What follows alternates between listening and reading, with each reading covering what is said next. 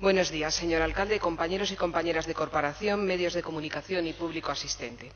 Se emplea el término amianto-asbesto para denominar a un conjunto variado de metasilicatos de hierro y magnesio, entre otros, caracterizados por su estructura fibrosa cristalina y que por sus características de incombustibilidad, aislamiento y resistencia fue ampliamente empleado en diversos ámbitos industriales durante varias décadas del pasado siglo XX.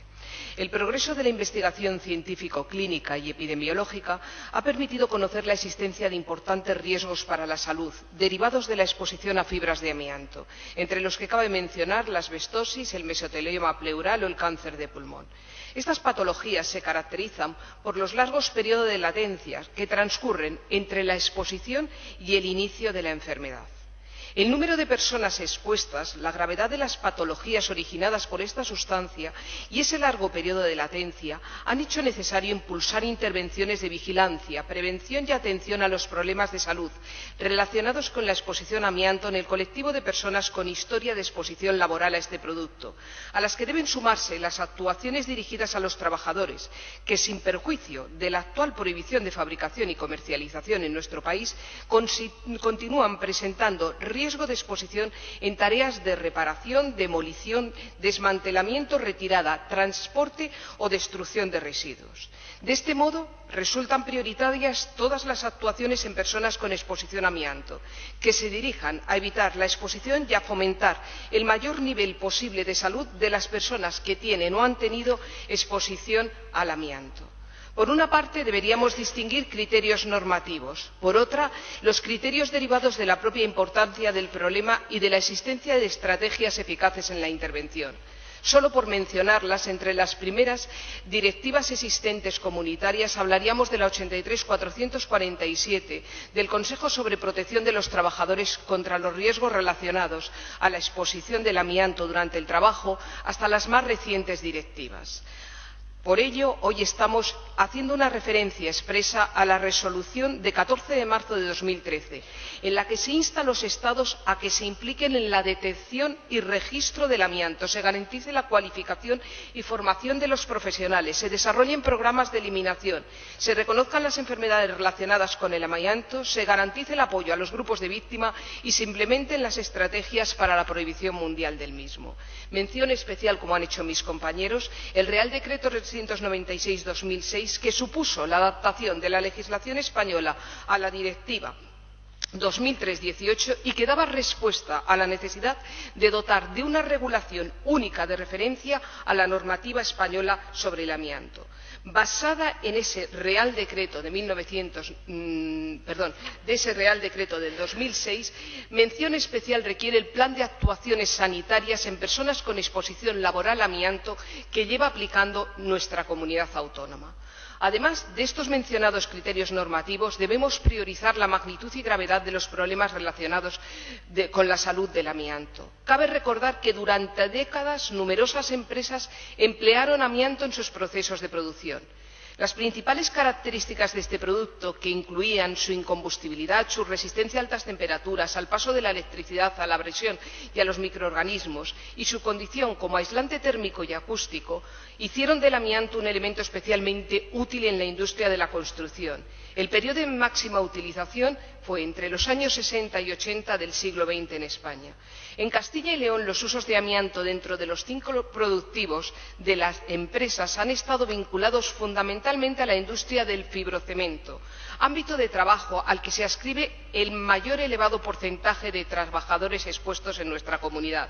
Pero asimismo también se ha empleado en actividades dedicadas a la reparación de zapatas de embragues y frenos, demolición de construcciones, tintorería industrial o recubrimiento de tuberías y calderas, entre otras. Existen numerosas referencias en la literatura científica que aportan evidencias sobre el elevado riesgo que la exposición a amianto supone en la génesis de problemas de salud, como la asbestosis o fibrosis pulmonar, el mesotelioma pleural o peritoneal, el cáncer de pulmón, habiendo encontrado también asociación con otras neoplasias, como el cáncer de laringe y algunos carcinomas gastrointestinales, entre otros. Por otra parte, existe una fuerte evidencia acerca de la eficacia de todas las actuaciones de vigilancia de la salud en trabajadores para la detección precoz de posibles patologías y el beneficio de estas actuaciones preventivas y de promoción de la salud. A nivel práctico, la experiencia de programas de vigilancia específica en trabajadores expuestos y posexpuestos muestra éxito en la detección de las patologías asociadas. Para la consecución de metas es importante incluir actividades como la elaboración y actualización de registros de personas con exposición, realizar estudios epidemiológicos que permitan conocer el impacto en salud, proporcionar formación a los profesionales sanitarios sobre vigilancia de salud relacionada con la exposición, impulsar la investigación sobre los riesgos para la salud derivados de dicha exposición, fomentar la vigilancia de la salud en trabajadores que estén en activo como los que ya no continúan en activo en las empresas en las que se produjo la situación de exposición, garantizar la continuidad entre la vigilancia de la salud y la atención sanitaria y, cómo no, favorecer el reconocimiento médico legal de las enfermedades derivadas de la exposición al amianto. En este escenario, teniendo en cuenta los acuerdos propuestos por Valladolid Sí se puede en la moción que presentan a este Pleno, apoyamos en el punto 1 del acuerdo. De todas formas, nos interesaría conocer quién va a ser el responsable de efectuar dicho inventario. En este punto no se mencionan los edificios de titularidad privada, que luego sí son mencionados en el punto 2.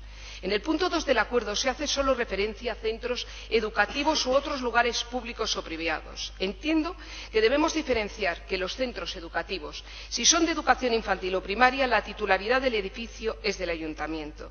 Si se tratan de educación secundaria, formación profesional u otros edificios dependientes de la comunidad autónoma, es esta la que debe realizar las actuaciones legales que correspondan. Sirva como ejemplo la retirada de una estructura deteriorada de amianto en el Instituto de Olmedo en el verano de 2015. De ser edificios privados, entendemos que las actuaciones correrían a cargo del titular responsable de la misma. De no hacerlo así, y ante el riesgo para la salud pública, el ayuntamiento actuaría subsidiariamente repercutiendo a posteriori el coste económico en el propietario. Extremos que deseamos conocer si son en ese sentido. En el punto 3 y 4 estamos completamente de acuerdo en su planteamiento. Al margen de las actuaciones en el ámbito estatal y de la Junta de Castilla y León, lo que abunda no daña si el bien protegido es la salud pública. En cuanto al punto 5 de su moción, la Consejería de Educación ha respondido a la iniciativa parlamentaria formulada por procuradores del Grupo Parlamentario Socialista. En base a lo que les han comunicado, les informo que, en base a los informes realizados por los arquitectos de las direcciones provinciales de educación, lo que mencionan es que si el uso, la producción y la comercialización del amianto están prohibidos desde el año 2001, esto no afecta a los materiales que ya estaban instalados. Seguirán estando permitidos hasta el final de su vida útil, siempre que no presenten riesgo de liberación de polvo de amianto al ambiente.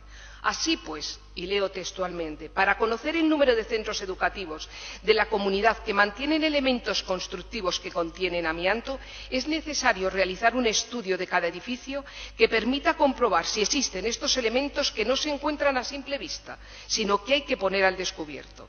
No obstante, esta manipulación conllevaría la liberación de fibras de amianto al ambiente y aparecería la peligrosidad y posterior necesidad de su retirada.